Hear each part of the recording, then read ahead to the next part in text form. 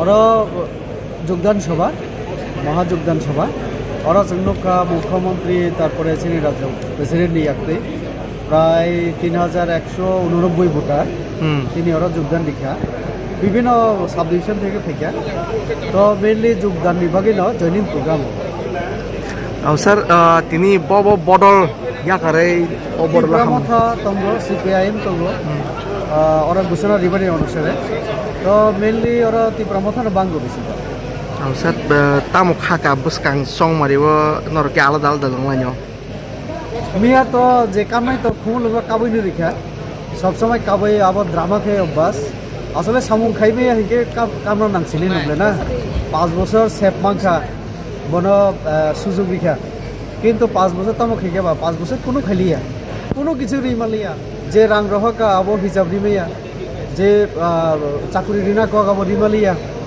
যা cock commitment রিখা আবো খাইমালিয়া transparency রিমালিয়া তো কোনো কিছু রিমালিয়া কে মা কাপছি নাই বিনি নেতা ন তব বিনি নেতা ন বিনি রাজা ন চ্যালেঞ্জ শিখা তব তো তাহলে নেতা দে কুবি কক্সা না রাজা দে কুবি কক্সা তব মানে ত্রিপুরানি জনগণ তব সেইমানা মুসুব তো কাজে রাজা কামনা নাখা নেতানি কক ভাই আসলে আমি বলবো ওনার পরিবারকে এবং কোনো ব্যক্তিকে আমি কোনোদিন আক্রমণ করি না প্রথম পরিষ্কার কথা আমি ওনার মা বাবার পরিচয় আমি প্রথমে দিতে চাই ক্রীট বিক্রম কিশোর মাণিক্য এবং বিভু কুমারী দেবীজি ওনারা রাজা এবং রানী হিসেবে পরিচিত এই পরিচয় আমিও জানি আমি তাদের রেসপেক্ট করি as a king and queen একদম আমার পরিষ্কার আরেকটা পরিচয় আমি ওনাদের দিতে চাই সেটা হচ্ছে কংগ্রেসের এমপি এবং মন্ত্রী ছিলেন আমি যাদেরকে মানে বিভু কুমারী দেবীজি এবং ক্রীট বিক্রম কিশোরজিকে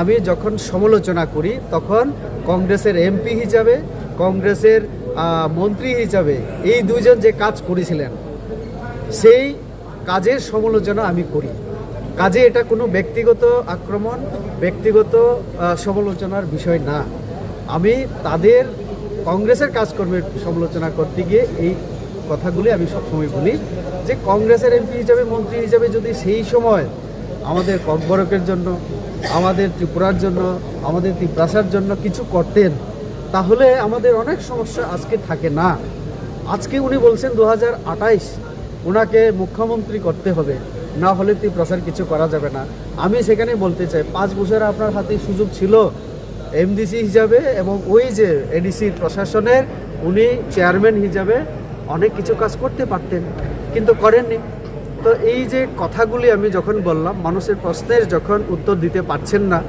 অডিট কেন করাচ্ছেন না এটা তো সাংবিধানিক আইন কানুনের ব্যাপার ওনার এখানে যে রিক্রুটমেন্ট হয় তার কোনো নিয়ম নীতি মানা হয় না তো এই কথাগুলি আমি যখন বলি তখন উনি কেন আমার উপরে ব্যক্তিগত আক্রমণ করেন এই যে বডি সেভিং যে কথা আমি short man yes I agree কিন্তু এই যে ব্যক্তি আক্রমণ করাটা আমি না আপনি ব্যক্তি আক্রমণ করেন আপনি যদি নিজেকে বুবাগ্রা বলে দাবি করেন আপনার কাছ থেকে এটা রাজ্যবাসী আমার ত্রিপ্রাসার সমাজ এক্সপেক্ট করে না যে আপনি আমাকে শর্টম্যান বলবেন কুত্তা বলবেন হাতি এবং কুত্তা এইভাবে উনি করেন আজকের সিভিলাইজ এবং এই সোসাইটিতে কেউ এইরকম এক্সপেক্ট করে তাও প্রদ্যুৎজিৎ কাছ থেকে তো এটা হচ্ছে ব্যক্তি আক্রমণ আমি তো বলেছিলাম যে ওনার পরিবার আমাদের বিজেপি আসার পরে সব থেকে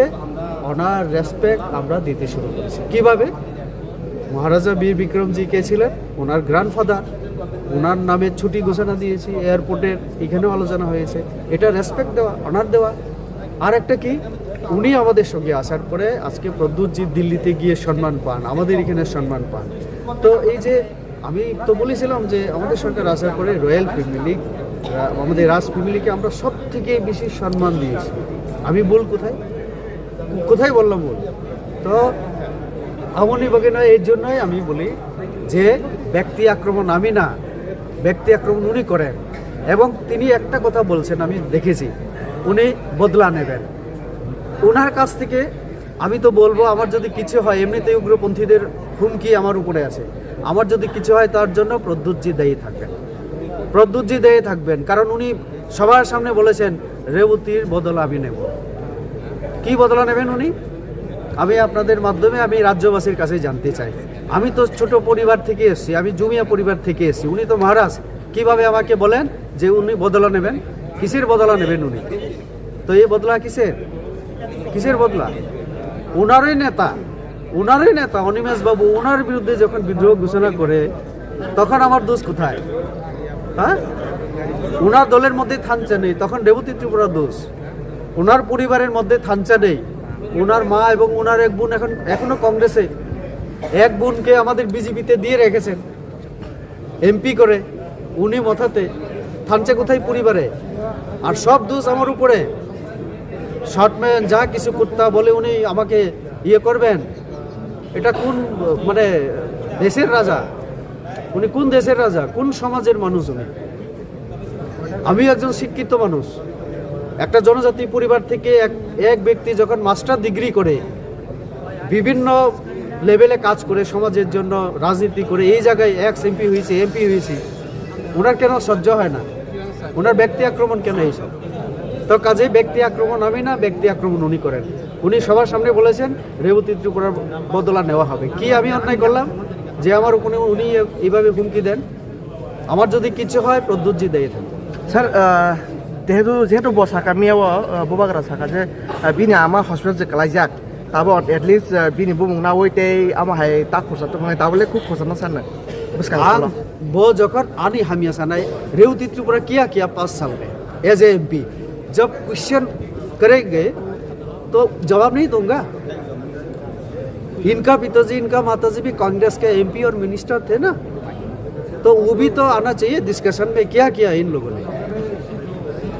आज इनको जो सीएम पोस्ट का ये चाहिए, ठीक है, 2028 में, उस समय हो सकता था कांग्रेस अगर दे देते, विक्रम जी को सीएम बना सकते थे, या तो विभू कुमारी देवी जी को दे सकते थे, लेकिन कांग्रेस का आइडियोलॉजी ऐसा नहीं था, इसलिए नहीं मिला।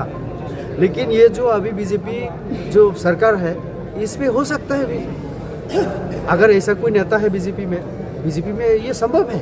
जिष्णु देवर्मा जी फर्स्ट टाइम डिप्टी सीएम बना, उसके बाद गवर्नर बना। अगर बीजेपी में ऐसा कोई है हो भी सकता है, लेकिन इसके लिए मूवमेंट नहीं करना होगा, फाइट नहीं करना होगा, वॉरियर्स नहीं बनना होगा। इसमें हर कोई हम लोग कार्यकर्ता हूँ। यहाँ राजा और वॉरियर्स नहीं है, यहाँ सब कार्यकर्ता है। ये डिफरेंस है इनके साथ बीजेपी।